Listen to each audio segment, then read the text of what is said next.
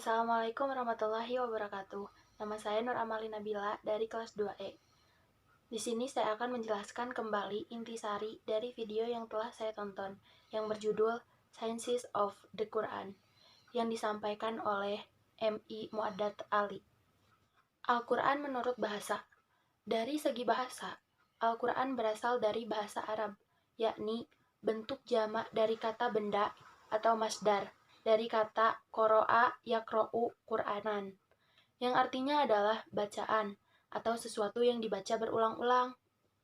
Dijelaskan juga dalam surat Al-Isra ayat 106, yang artinya, dan Quran itu telah kami turunkan dengan berangsur-angsur, agar kamu membacanya perlahan-lahan kepada manusia. Dan kami menurunkannya bagian demi bagian. Tafsir dari ayat di atas, yaitu, dan Al-Quran itu kami turunkan dengan keterangan yang jelas, dengan harapan agar engkau membacakannya kepada manusia secara perlahan-lahan dan tidak tergesa-gesa. Karena hal itu lebih mudah untuk dipahami dan diperhatikan. Dan kami pula yang menurunkannya secara berangsur-angsur dan bertahap, sesuai dengan peristiwa dan kondisi tertentu. Dalam surat Al-Qiyamah ayat 17-18, Inna alaina jam'ahu wa qur'ana. Sesungguhnya atas tanggungan kamilah mengumpulkannya di dadamu dan membuatmu pandai membacanya. Tafsirnya, jangan menggerakkan lisanmu, wahai Nabi, untuk membaca Al-Quran saat wahyu turun, agar kamu bisa menghafalnya dengan cepat, karena kamu khawatir ia akan terlewatkan darimu. Sesungguhnya, kewajiban kamilah mengumpulkannya di dalam dadamu, kemudian kami membacakannya dengan lisanmu, kapan kamu berkehendak. Bila Rasul kami, Jibril, membacakannya kepadamu, maka dengarkanlah bacaannya dan diamlah. Kemudian, bacalah sebagaimana dia membacakannya kepadamu. Kemudian, kamilah yang akan menjelaskan apa yang muskil bagimu pemahamannya dari makna-makna dan hukum-hukumnya. Syafi'i memandang bahwa Alkitab merupakan sumber dari segala sumber syariat, tempat memancarnya sumber lain, tempat dipetiknya pokok dan cabang dari ajaran syariat Islam. Dari sudut pandang demikian, maka Alkitab merupakan kulli syariah atau prinsip dasar dari seluruh ajaran syariat agama. Kemudian, keseluruhan syariat Islam yang terkandung dalam Alkitab dapat dipahami dari yang tersurat dan tersirat melalui pengamatan atau penalaran, ataupun dijelaskan oleh sunnah Rasul. Imam Syafi'i menjelaskan bahwa Al-Quran merupakan petunjuk. Semua diturunkan Allah dalam Al-Quran adalah Al-Hujjah atau dalil, argumen, dan rahmat. Tampaknya Syafi'i tidak memberikan batasan definitif bagi Al-Quran, tetapi berdasarkan uraiannya, para pengikutnya lah yang merumuskan definisinya yang membentuk pengertian bahwa Al-Quran adalah kalam yang diturunkan kepada Rasul Muhammad termuat dalam mushaf. Diriwayatkan secara mutawatir, merupakan suatu mukjizat dan membacanya adalah ibadah. Karena Al-Quran diturunkan kepada Muhammad, maka bahasanya adalah bahasa Arab, meskipun berlaku bagi seluruh umat di dunia. Menurutnya, alasan menggunakan bahasa Arab disebabkan bahasa Arab itu bahasa yang kaya dan sangat luas kosakatanya dibandingkan bahasa lain. Aneka macam arti ditemukan dalam satu kata, demikian pula sebaliknya. Jadi, Al-Quran itu terdiri dari ayat-ayat yang saling membantu dalam pemahaman dan surah yang sebanding dalam keindahan dan prosa. Definisi ilmiah Al-Quran. Banyak definisi artinya sama, tetapi berbeda dalam pengkalimatannya. Dalam perbedaan seperti apa Quran itu, tetapi hanya bagaimana mendefinisikannya. Definisi yang baik harus mencakup semua yang penting, dan mengecualikan segala sesuatu yang asing dibuat sesingkat mungkin. Quran adalah perkataan Arab Allah yang diturunkan kepada Muhammad dalam kata-kata dan makna, dan yang telah dilestarikan dalam mushaf dan telah sampai pada kita dengan transmisi mutawatir, dan merupakan tantangan bagi umat manusia untuk menghasilkan yang serupa. Sesuai dengan surat Yusuf ayat 2, yang artinya, sesungguhnya kami menurunkannya berupa Al-Quran dengan berbahasa Arab agar kamu memahaminya.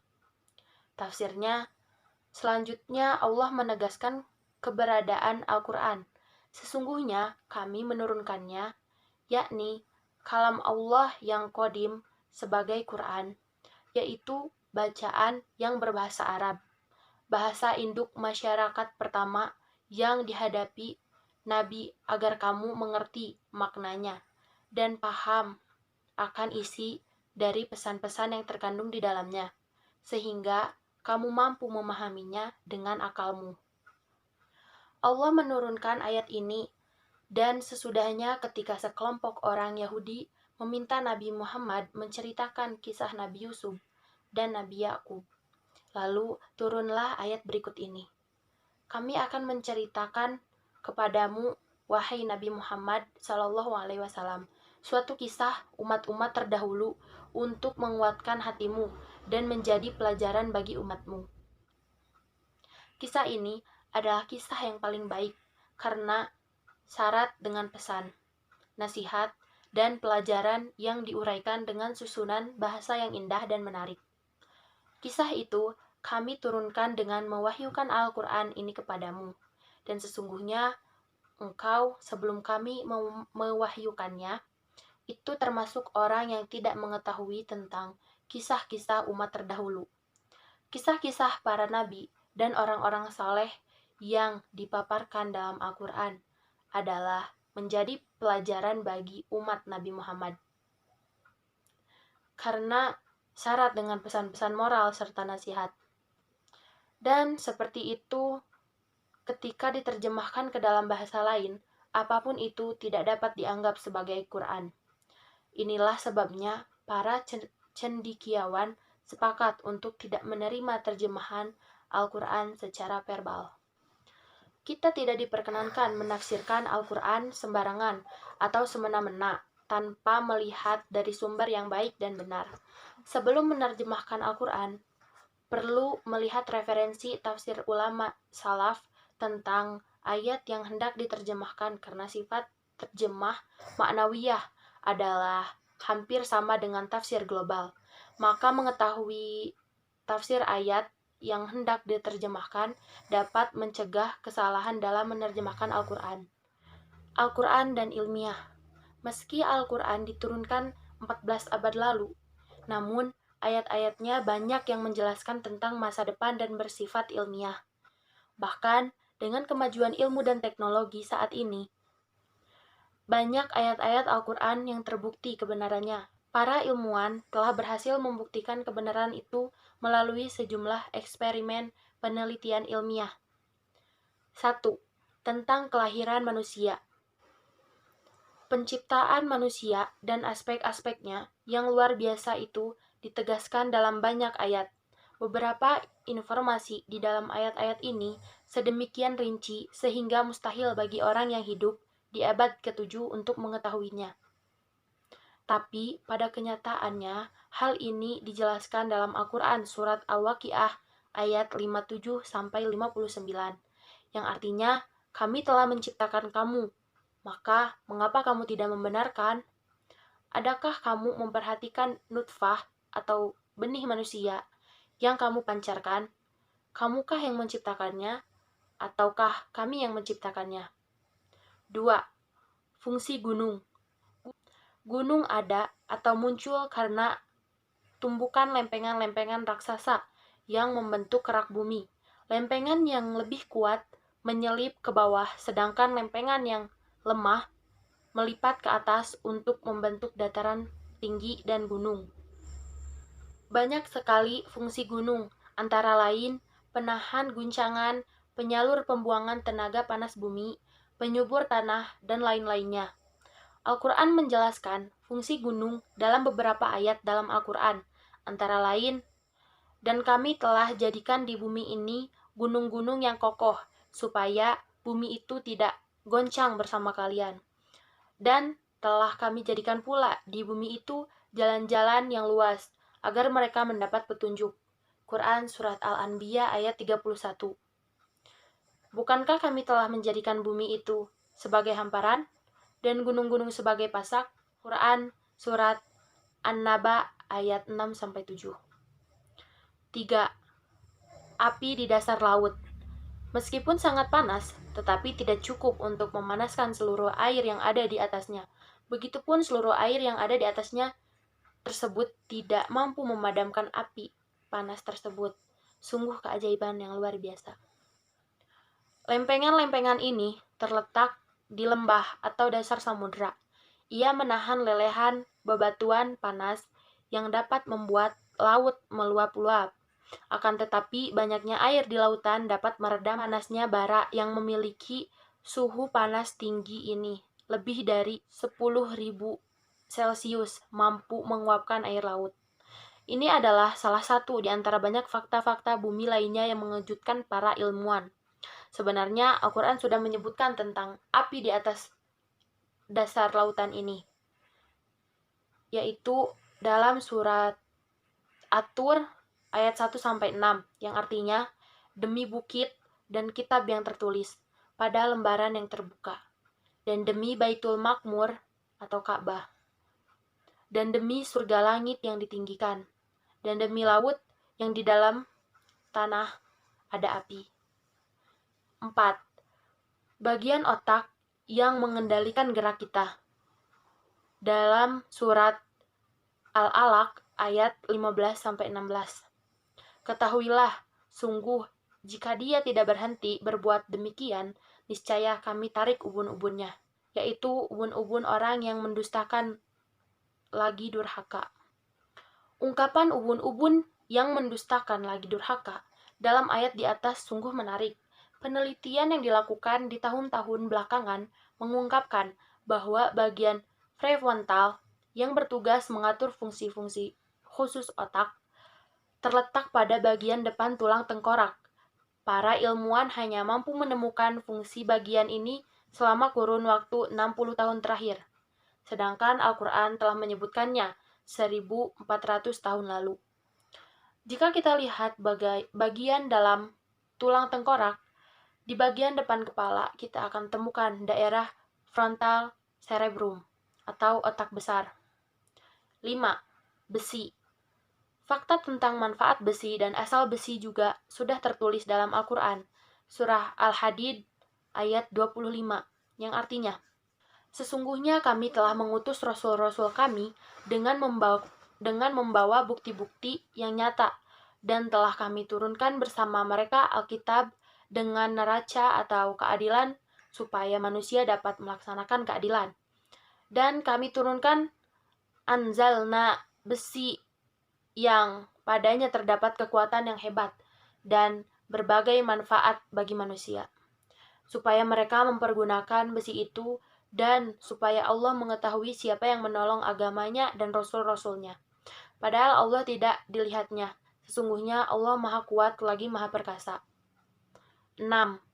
Garis edar dan tata surya. Mengenai fenomena tata surya dan garis edar, sudah tertulis di dalam Al-Quran, antara lain dalam surat Al-Anbiya ayat 33. Dan dialah yang telah menciptakan malam dan siang, matahari dan bulan, masing-masing dari keduanya beredar di dalam garis edarnya. Quran surat Al-Anbiya ayat 33. 7. Dasar lautan yang gelap. Al-Quran telah menjelaskan keadaan dasar lautan semenjak ribuan tahun lalu, sebelum teknologi itu ditemukan. Al-Quran surat An-Nur ayat 40 menjelaskan mengenai fakta ilmiah ini. Dalam Quran surat An-Nur ayat 40, yang artinya, atau seperti gelap gulita di lautan yang dalam, yang diliputi oleh ombak, yang di atasnya ombak pula, di atasnya lagi awan. Gelap gulita yang tindih bertindih. Apabila dia mengeluarkan tangannya, tiadalah dia dapat melihatnya. Dan barang siapa yang tiada diberi cahaya petunjuk oleh Allah, tiadalah dia mempunyai cahaya sedikit pun. 8. Relativitas waktu. Beberapa ayat dalam Al-Quran juga telah mengisyaratkan adanya relativitas waktu ini. Di antaranya dalam Al-Quran surat Al-Hajj ayat 47, yang artinya, dan mereka meminta kepadamu agar azab itu disegerakan. Padahal Allah sekali-kali tidak akan menyalahi janjinya. Sesungguhnya sehari di sisi Tuhanmu adalah seperti 1000 tahun menurut perhitunganmu. 9. Fenomena sungai di dasar laut. Fenomena ini juga sudah disebutkan dalam Al-Quran, surat Al-Furqan ayat 53, yang artinya, dan dialah Allah yang membiarkan dua laut mengalir berdampingan, agar satu tawar dan segar, dan yang lainnya asin.